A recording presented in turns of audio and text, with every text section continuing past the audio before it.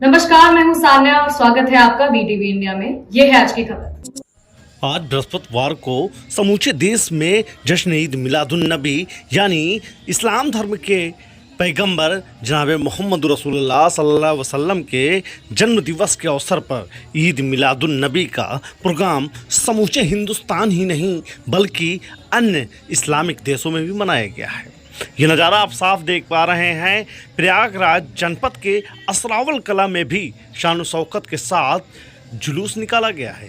इस जुलूस मोहम्मदी में ख़ास बात ये दिखाई दी कि इस्लामिक धर्म के अलावा भारत का प्रिय तिरंगा भी हाथ में लहराते रहे लोग। इतना ही नहीं, वतन पर मरने और वतन पर मिटने के साथ ही इस्लाम धर्म को तेज़ी से बढ़ाने के नारों के साथ बुलंद फिजाओं में सरकार की आमद मरहबा जैसे नारों से पूरा फिजा गूंजता रहा।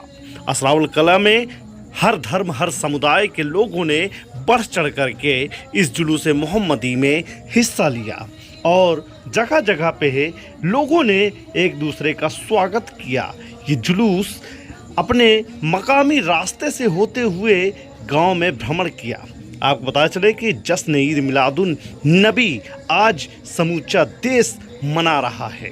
इससे पूर्व की रात्रि में जगह जगह पे तकरीर और जश्न का भी प्रोग्राम किया गया, जिसमें मिलाद तकरीर जैसी तमाम चीज़ होती रहीं।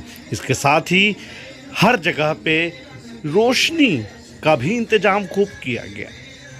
इस पूरे मामले पे तमाम तरीके से उलमाओं ने, धर्म गुरुओं ने इस्लाम क्या है, इस्लाम कैसे बढ़ा है और इस्लाम के पैगंबर जनाब मोहम्मद रसूलुल्लाह सल्लल्लाहु अलैहि वसल्लम की पैदाइश का मकसद क्या रहा है, जैसे तमाम मुद्दों पे लोगों पे रोशनी डालते रहे हैं।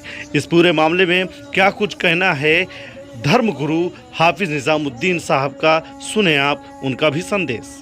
हमें फ्री में दी है। आप अपने जिस्म के अंदर देखें, अल्लाह ने ऐसी कौन सी ये तमाम नियमतें दी, लेकिन अल्लाह ने एहसान नहीं जतलाया। अल्लाह ने ये नहीं कहा कि मैंने तुम्हें आँख देकर एहसान किया, मैंने तुझे पैर देकर एहसान किया, मैंने तुझे जिस्म देकर एहसान किया। नहीं, आप अपनी आँख को देकर अगर आप आँख से मासूर हो जाएंगे तो जिंदगी हमारी रहती है। जिससे हाथ नहीं है वो हाथ से अधूरा रहता है, जिसके पैर नहीं है उसकी भी जिंदगी अधूरी रहती है। लेकिन आप अंदाजा फरमाए, अल्लाह ने हमें बेशुमार नेमतें दी है, एहसान नहीं कहा। हमें हाथ दिया, एहसान नहीं कहा। आँख दिया, एहसान नहीं कहा।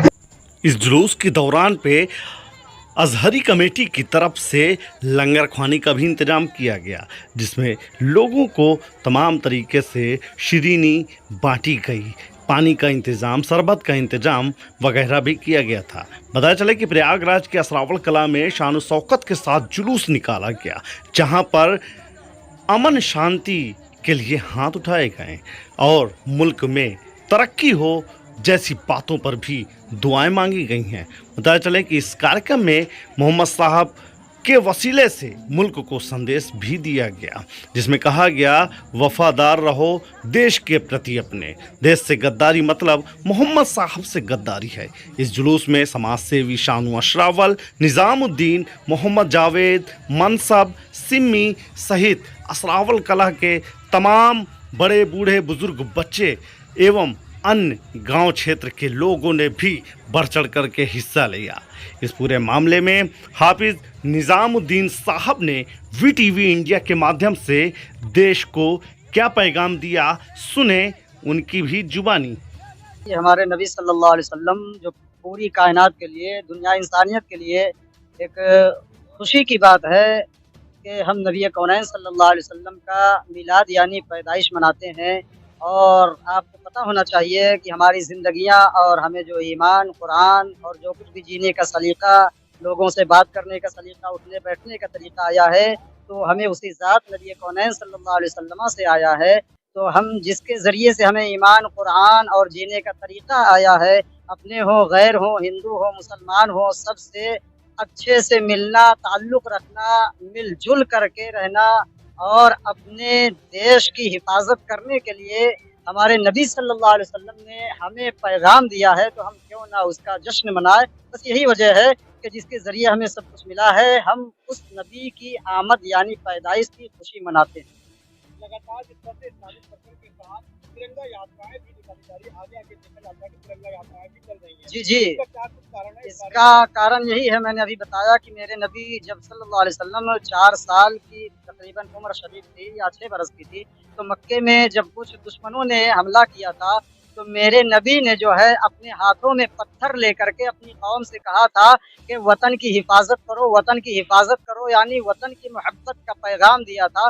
तो हम मुसलमानों का नबी वो है जिसने 4 साल की उम्र में वतन की मोहब्बत का पैगाम दिया है। तो हम उस नबी के बताए हुए बातों पर अमल कर रहे हैं और अपने वतन से भी मोहब्बत करते हैं, नबी के झंडे से और अपने मुल्क के तिरंगे से भी बेपनाह मोहब्बत करते हैं। नबी ने किस तरह का देश को शांति का प्रतीक का एक संदेश दिया, उस बारे में 2-4 चीजें बताते हैं। जी, जी, मैंने बताया अभी नबी कौनैन सल्लल्लाहु अलैहि वसल्लम ने 4 साल की उम्र में वतन की हिफाजत के लिए पैगाम दिया था। वो कोई भी वतन हो, नबी मक्के में पैदा हुए, लेकिन हम उस नबी का कलमा पढ़ते हैं और उसी के तरीके पर चलते हैं जिसने कहा कि वतन की हिफाजत करो, वतन की हिफाजत करो। तो हम उस नबी के बताए हुए बातों पर अमल करते हैं और अगर ये बात आ जाएगी इंडिया में, हिंदुस्तान में किसी तरह की, तो हम हिंदुस्तान के तमाम मुसलमान अपने नबी की बातों पर अमल करते हुए बॉर्डर पर जाएंगे और अपनी जानों को कुर्बान कर देंगे। ऐसी कोई बात आएगी? क्या इस नबी नवल शरीफ में सभी समुदाय, धर्म, जात के लोग एकत्रित होकर के जी, जी, बिल्कुल,